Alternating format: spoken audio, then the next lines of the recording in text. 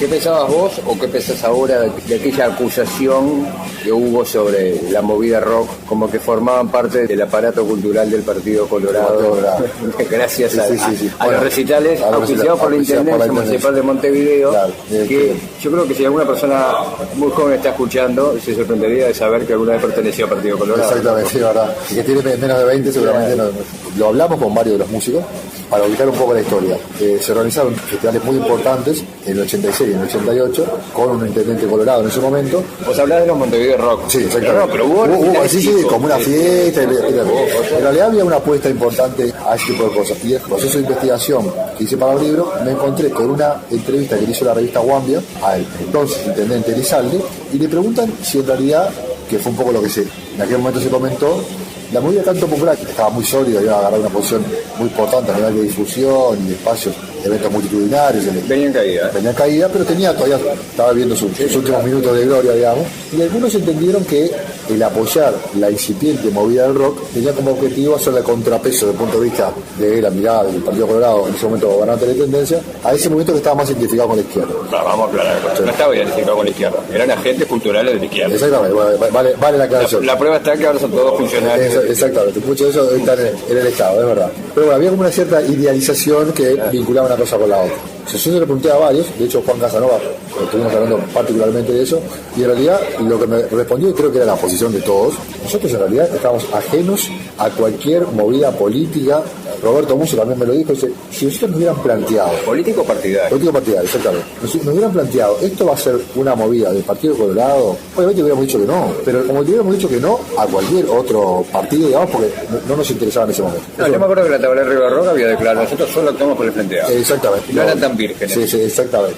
Pero la realidad es que ese momento, hay que ubicarnos un poco, eran pibes de 18, 20 años, que en algún caso, ellos lo cuentan, lo reconocen, apenas sabían tocar, algún acorde, una batería muy básica, casi ninguno tenía formación técnica, pero para ubicarlo también en el momento, y en realidad era más ganas de expresar algo que realmente un movimiento musical, cultural, lo que sea. Entonces, yo creo que en realidad eso fue una discusión que se dio más en un ámbito social, político, si querés, pero que a los músicos, que fueron los protagonistas reales de esta historia, les fue absolutamente ajeno. En realidad nos ofrecieron, quieren tocar tal y cual un mega evento como los Montevideo Rock, con artistas extranjeros como Fito Páez, Charly García, Sumo, qué sé yo. Se había anunciado en aquel momento Suicide de Banshee, que finalmente no vino, La Torre, el grupo de Patricia Sosa. Pero bueno, yo creo que los músicos les fue totalmente ajeno a esa discusión, les ofrecieron tocar, era una posibilidad muy importante a nivel de difusión y de experiencia para ellos.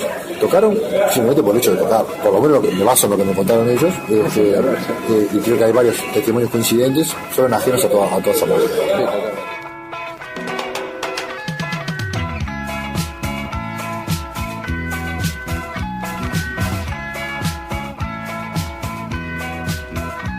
Aparte eran las discusiones políticas que tenía que estar muy adentro de la política para darlas, ¿no?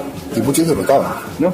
Tabaré, por ejemplo, que sí, pero después sí, lo demás... era un poquito mayor, entonces... Un poquito más grande, pero en realidad después fue un evento... Yo me imagino que un tipo como Pelufo, que debería ser en esa época universitario... Claro. Pelufo estoy hablando de Gabriel, ¿no? Sí, Gabriel. El otro ni lo consiguió. Sí. Pero después habría otros muchachitos del barrio que... En el caso de Renzo, por ejemplo, el padre había tenido una militancia política importante, claro. Pero aún así... No, pero fue grave la acusación, ¿no? Sí, claro. A lo mejor para tipos que seguramente en el 84 habrían votado el Frente Amplio, que los acusaran de agentes del Partido Colorado. Sí. Pero aparte, eso se circunscribía en un contexto mucho más complejo, ese tiroteo que hubo entre la movida de Canto Popular y la rock uruguayo, donde, y esto es importante aclararlo, no todos, algunos integrantes de esa movida acusaron a la movida del rock uruguayo de estar trabajando para el imperialismo y todo lo demás. Entonces digo, eso fue un demencial. Una grosería absoluta. Y lo curioso es que varios de los entrevistados para el libro me cuentan, dice, por suerte fueron 2 o 3 nada más, porque tenemos el caso de Numa Moraes, el propio Garemire, Cita Rosa, Fernando Cabrera, el Lano que contaba que le encantaba estar metido en esa, compartir espacio con ellos, y no solamente que compartieron espacio, sino que los alentaron, le dieron consejos. Después todo convergió con lo del voto verde, ¿no? Ahí cuando la izquierda empezó a aceptar el rock, la izquierda no aceptaba el rock, se pusieron chetos los de izquierda y se aceptaron el rock.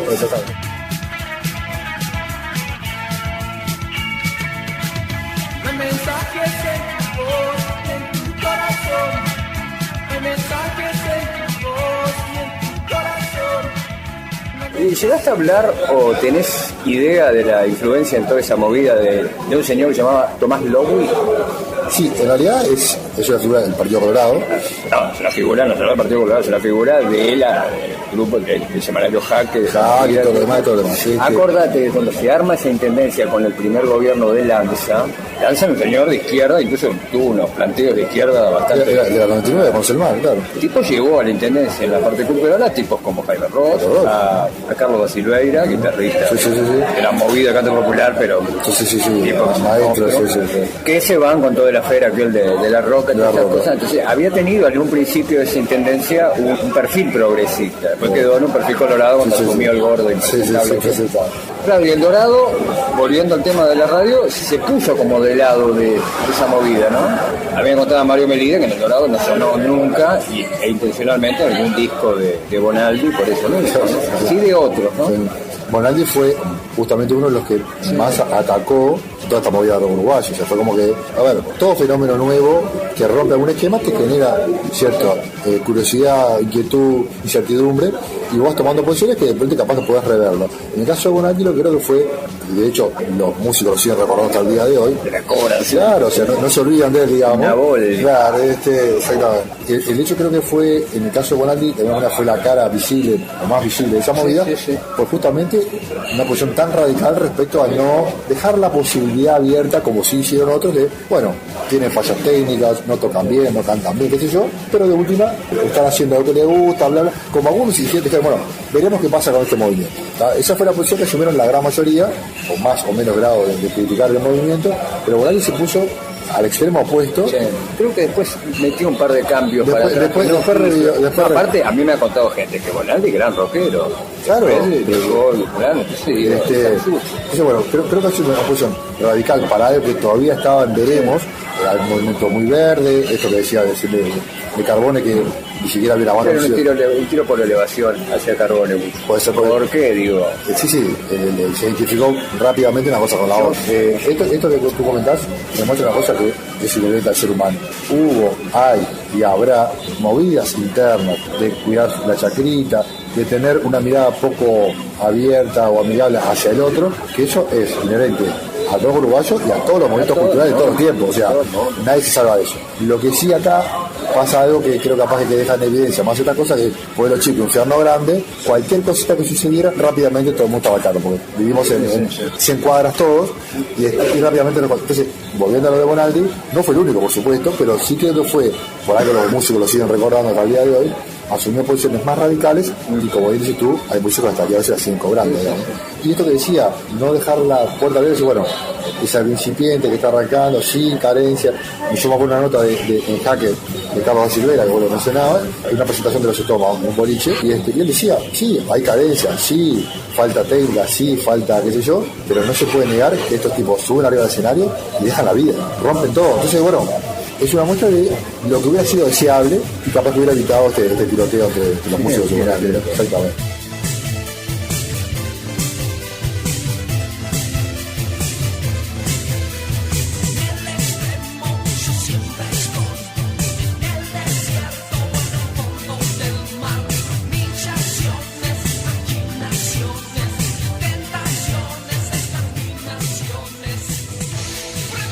Y hay una cosa que no es menor, que lo cuentan también varios de ellos, salvo Tabaré Rivero o Jorge Lazo, que eran un poco más grandes, es una realidad, porque la dictadura de alguna manera cortó los vasos comunicantes entre la movida rock en todas partes del mundo, cualquier momento cultural, sobre todo musical, hay un pasaje, una herencia hacia las nuevas generaciones, porque durante un tiempo conviven. O sea, hay como una especie de compartir espacios, y eso generalmente deja algo. El hecho de que la movida del rock haya estado proscrita en su gran mayoría, prohibida en otros casos, en los 70, hizo que estos pibes, hay una cosa que ellos mismos cuentan, nosotros cuando tuvimos que ir a abrevar a la fuente, no teníamos la referencia de los que venían antes que nosotros. O sea, ahí tuvimos que, lamentablemente, o no lamentablemente, pero la realidad fue esa, mirar para afuera. Entonces los referentes fueron los Ramones, Police, YouTube. Yo escuché declaraciones que son unas burradas absolutas por parte de esa generación de que los referentes eran New Order y que los Beatles no significaban nada. Claro, sí, claro. Que para los músicos cultos pero populares de este país eso eran patadas. Sí, este tipo es un ignorante. Y eran unos ignorantes. Sí, claro, pero no porque hubiera una mala intención. Pero aparte de la cosa, a veces lo más difícil es trasladar el momento de hoy a ese momento. Hoy en día, con un teléfono, se puede saber toda la música del mundo. En aquel momento, si no había un primo, un tío, un abuelo, un cuñado que viajara a Buenos Aires o a Europa, está la anécdota de Parodi que estuvo viajando un tiempo por Europa y se trajo no sé cuántos discos, o alguna revista que saliera, no había la facilidad de decir qué está pasando. O ya no en otro país, a la vuelta de mi casa. Entonces, bueno, ubicarse en ese momento capaz que es el desafío más importante para lograr entender qué cosa realmente pasó y que todo tiene explicación.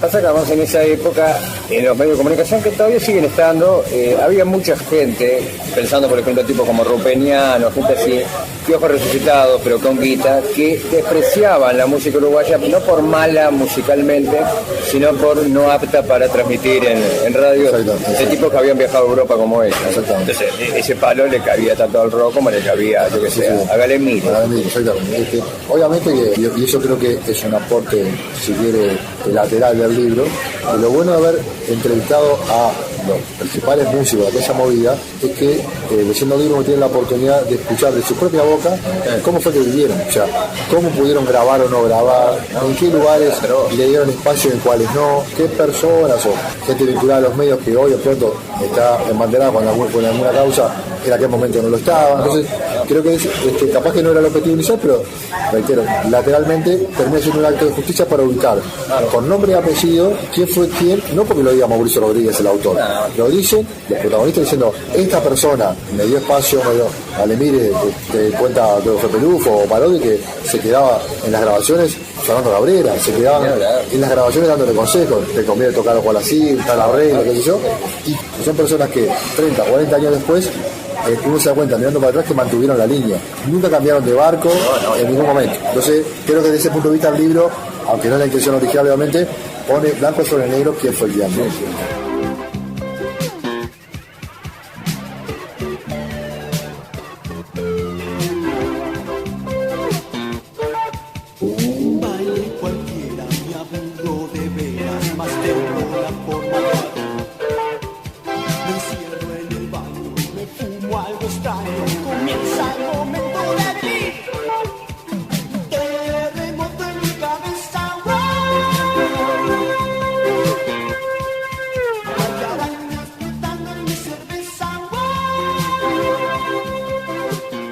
Y bueno, pasamos un poco al libro, a la génesis del libro. ¿Cuándo se te ocurre escribir un libro sobre un tema que todo el mundo habla, pero nadie atacaba el tema? Es como el Dorado, todos tienen que escribir el libro. Nadie lo hace, exactamente. En realidad, la composición del libro respondió a dos factores. El primero, yo obviamente tengo problemas matrimoniales por eso, de guardar todo, recorte, papel, diarios viejos, cosas. Tengo, no sé, mi familia encantado. Mi señora amenaza, yo me he mudado más de una vez, cada mudanza, mientras miro, viste que bajan los muebles, miro las cajas porque mi señora estoy seguro que está esperando cualquier distracción mía para meterla afuera, ¿no? O nos olvidamos de las cajas de la vereda. Entonces bueno, en aquel momento, te comentaba por ejemplo el caso del Día Pop, que era el suplemento del día que empezó a salir, que bueno, le da espacio. Había otras que tuvieron vida más corta, me acuerdo de la revista Actriz, la revista Subterránea, que estaban todos los fanzines que estaban en esa movida, que cubrían un poco la música. Entonces, bueno, yo era, además de seguidor de la música, uruguaya y todo lo demás, que me gustaba el cómic, tuve una época de dibujar y qué sé yo. Entonces empecé a guardar cosas, ¿no? Sobre Jaime Ross tengo bastante material también, porque lo seguía particularmente. Entonces, bueno, durante 20 y pico de años, ese material me acompañó por diferentes derroteros de la vida. Y para mí fue una etapa de vida maravillosa, con todas las luces y sombras que tuvo. Sí, bueno, si yo le quisiera contar a mis hijas, mi adolescencia fue así, viví tal o cual momento, me pasó tal o cual cosa, más allá de mi testimonio personal, no hay un documento único que aborde no solamente lo que fue estrictamente la música, sino qué estaba pasando en la sociedad en ese momento. Si bien hay libros publicados respecto al tema, documentar, qué sé yo, pero una cosa que, bueno, más o menos, si vos querés o te ayuda a entender qué pasó, no solamente en el país y en Montevideo, sino en esta movidita del rock de los 80 del Uruguay, ¿dónde podés ir a hablar? Ese fue como el disparador. Eso se sumó a esto que decía recién. Primero haberlo vivido personalmente, porque estuve en los Montevideo Rock, siempre lo cuento con simpatía, el día que Cero da su último recital en el Cine Sensa, el día Pop hace un sorteo, o tenía que recortar el cuponcito, llevarlo al día en un sobre y ahí salió sorteado. Tuve la suerte de salir sorteado para el recital de despedida de Cero y participé en varias, como una fiesta, recitales que se hacían en Villa Aviar, y qué sé yo, bueno. Entonces tenía esas dos patas. El haberlo vivido y el haber acumulado desde tanto tiempo muchas revistas que obviamente están desaparecidas hoy en día. Yo la colección del día la tengo casi completa y ahí estaba el material. Entonces un buen día, estas conversaciones con estos amigos que todavía seguimos hablando, le vas agregando otros temas como los pañales, el trabajo y todo lo demás, pero el tema de la música uruguaya y aquella experiencia sigue estando presente. Y un día un amigo me dice, y vos qué bueno que ya todavía había publicado unos libros y qué sé yo, y yo me acuerdo que tenés ese material, ¿por qué no haces algo con eso? Porque tenía una lástima que se perdiera. Y ahí me empezó a dar vuelta en la cabeza la idea, y así fue como empezó. Empecé a contactar a los que eran mis héroes musicales de aquel momento, Renzo, Teflón, Pelufo, Parodi, Nasser, Tabaré Rivero, Muso, etc. Y le hice la propuesta a la editorial Fin de Siglo, y rápidamente dijeron que sí, y fue un trabajo de casi 2 años y pico, revisar tanta documentación, uno tiene que ir seleccionando qué cosas sirven, porque uno se tienta por poner todo, y decidí, yo quería que los que contaran la historia fueran los protagonistas. Sí, se nota, sí, el libro. Hay muy poco de mí como autor, claro. Y yo le doy, diría que el 85% del espacio está dedicado a las entrevistas. Y obviamente yo oí la entrevista, yo hice las entrevistas, pero la voz cantante es, Yo quería que el libro fuera no lo que recuerda Mauricio Rodríguez, lo que vivió, sino los que vivieron esto, que fueron los protagonistas, recuerdan de esta manera. ¿Te imaginaste a Noemí cómo se puso? No sé muy bien quién le contó y cómo lo supo. Tardía con su grito, escucha bien lo que diga. No sé cómo pudiste hacerme esta vez. Yo que te di de comer y de dormir. ¿Cómo pudiste atreverte a tanto? Y en ese libro está el espacio que le dedicas a la Radio El Dorado, que más allá de que podría haber sido de dos maneras, porque querías hacerlo o porque tenías que hacerlo. Ahí se juntaron las dos cosas. Yo creo que se juntaron las cosas. No podías soslayarlo. Yo podría haber decidido circunscribirme solamente a los músicos, pero creo que si yo dejaba fuera El Dorado era una historia incompleta. Claro. Yo quería contar efectivamente esto que decía recién, de qué pasó en ese momento para que el que no lo vivió o el que lo vivió lo recordara. El Dorado tenía que estar. Por eso ni siquiera, y eso está hecho a propósito, no es que la radio está mencionada al pasar en alguna parte del libro. Claro. Hay un capítulo dedicado exclusivamente a la historia de la radio, cómo se formó, cómo nació, y obviamente esto que contaba recién de la interna, de cómo se vivió y todo eso. Y ahí fuiste a hablar con Melide Mario. Exacto. O sea, fuiste a buscar esa voz. Bueno, también hablas mucho con Figares, claro, vos tenés una relación personal. Exactamente. La filosofía del libro aplica también al caso del Dorado. Yo no quería contar cómo vivía el Dorado, cómo el Dorado era parte esencial de mi adolescencia. No, vayamos por un lado a contar desde el punto de vista interno, con Melide, el hijo de quien fue el promotor de la idea, cómo se gestó la radio. Y después buscamos a uno de los otros protagonistas, obviamente hay más, ¿no? Quique Pereira, el Pierre, que fue la cabeza de toda esta historia y todo lo demás. Bueno, pasamos a buscar a uno de los principales protagonistas y que nos cuenten con su voz, con sus recuerdos, cómo fue la historia de la radio. Entonces digo, eso es parte del libro y aplica también al Dorado. O sea, yo puedo, esto que decía, podría haber elegido contar mi recuerdo del Dorado, pero el libro no es así. El libro es ustedes que estuvieron ahí, cuéntenme qué recuerdan, cómo lo vivieron y qué fue aquella experiencia, cada uno de su lugar, ¿no? Pero haciendo, no recuerdo si en el libro lo marcas bien y no sé cuánta conciencia tenemos de eso. Tampoco pongamos al Dorado como la única radio. Totalmente, por eso lo decíamos recién. El tema es, yo creo que el Dorado generó una especie de mirada romántica por cómo se gestó, pero obviamente no era la única. El Palacio ya se venía difundiendo música y después agregaron. A la hora de subirse al carro, se subieron al carro todos, no te voy a decir que pasaban todo. También eso de pasar todo no es una política muy que haya que aplaudir. ¿Qué es lo que está pasando ahora? Porque Paparulo sabe 3 acordes y después van al programa de Gordotetes en la tele a tocar. Y a tocar, No, paga un poco de derecho de piso. Lo peor es que se crea la conciencia de que los medios están para eso y los medios no están para eso. Nos pasamos para el otro lado. Claro, en realidad la balanza se inclinó radicalmente para el otro lado. Porque ¿qué pasa? Hoy, juntarse a grabar 4 pibes, 3 canciones, es casi de nada. Casi que sin instrumento lo podés hacer. Con una computadora ya casi que lo podés armar. Entonces, en aquel momento, están las escenas de anécdotas de cómo se juntaban los estómagos tapando. Pelujo me contaba que salía de estudiar, se tomaba un ómnibus tapando, y en un momento estuvo practicando nacional. Entonces, en un momento mezclaba el estudio con el fútbol, con la música. Entonces era una locura. Se tomaba un ómnibus tapando para ir a ensayar. Bueno, entonces, este es un sacrificio que obviamente sea por una cuestión de gusto y de pasión. Hoy en día, obviamente que uno agradece las facilidades que se dan para hacer música, pero pasa algo que la balanza se inclinó radicalmente para otro lado, casi que sin ningún mérito, más que tener la buena voluntad de hacer algo, ocuparse un espacio de difusión. Y comparto contigo que el Dorado fue muy importante, pero no fue la única, hacer un acto de justicia, hay que mencionar para eso, y aparte en ese momento aparecieron 4 o 5 Radio Mac, Galaxia, Alfa, El Sol creo que también, aparecen a partir del 85, y cada uno empieza a tener una propuesta distinta, pero la realidad es que el Dorado sí es verdad que de alguna manera aglutinó por esa especie de cariño, mirada romántica del proyecto a lo que fue básicamente la cultura rock. Desde Montevideo, esta es El Dorado 100.3 MHz, la FM.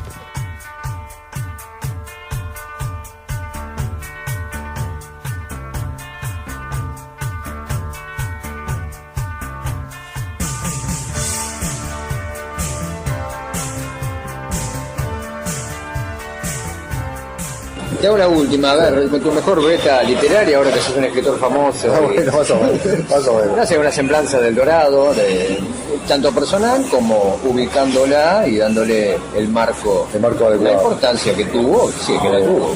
Yo creo que el Dorado fue muy importante para la movida cultural y musical de aquel momento. Primero que nada, para los que éramos adolescentes, tener la posibilidad, como decía, de un espacio donde se escuchara música que en otros espacios no existían. Empezó a darle lugar al rock uruguayo, y para quienes nos gustaban, era casi que el único lugar donde vos te podías enterar qué es lo que estaba sonando, pero además se transformó por la vía de los hechos en realmente un referente de la cultura rock, porque no podemos dejar de lado una cosa muy importante, que no solamente porque difundía todo el día la música, sino porque organizó una serie de eventos, y esto es muy importante que también se sepa, que apoyaron eso. O sea, estoy hablando de conciertos, certámenes, discos grabados, editados. Entonces realmente creo que el Dorado, a nivel personal, yo no puedo separar el Dorado de mi adolescencia por todo lo que significó. Y a nivel cultural, desde el punto de vista social y de la historia cultural del país, el Dorado, sin lugar a dudas, es un punto rojo en el almanaque de la historia cultural del país, porque permitió, a nivel de difusión, a nivel de un posicionamiento cultural, darle difusión a bandas que hoy son referentes de ese momento y de hoy. Entonces digo, yo creo que indudablemente no podemos hablar de la cultura uruguaya musical de los 80 sin mencionar al Dorado FM. ¿Y la leyenda, qué te parece? La leyenda, que es algo que siempre viene después y contada desde Morego. Como toda leyenda, ¿acorde a la historia o exagerada? yo creo que le hace justicia. Obviamente siempre se le pone el IVA, el COF, el RPF y todo lo demás, pero yo creo que hace justicia porque realmente fue una radio, y eso sí es verdad, hecha de forma artesanal, con muy pocos medios. Hay una frase que usa muchas veces Gustavo Cheche Chenique, el baterista, dice: esto se hace a camiseta, ¿no? Por la camiseta. Bueno, el Dorado fue una radio a camiseta, ¿no? Que logró, además que fue un trabajo, logró que quienes estaban allí, que era un grupo reducido, una especie de nave de los locos, se encariñaran con el proyecto, casos Figales, pero cuenta hablando de otros, ninguno lo veía como un trabajo. O sea, por más que fuera un trabajo, Figales trabajaba la cantidad de que tenía que trabajar como programador o conduciendo sus espacios radiales, se iba a la casa a bañar y volvía a la radio. La radio pasó a ser su segunda casa o su casa, en definitiva. Yo digo, creo que fue un espacio físico hecho con mucho cariño, que terminó siendo, en forma accidental o no, creo que hubo una intención en el caso de Gutiérrez de hacer un proyecto cultural, fue un poco el cerebro de todo, terminó siendo un lugar de encuentro, de difusión y de generar instancias, recitales, movidas, discos, todo lo demás.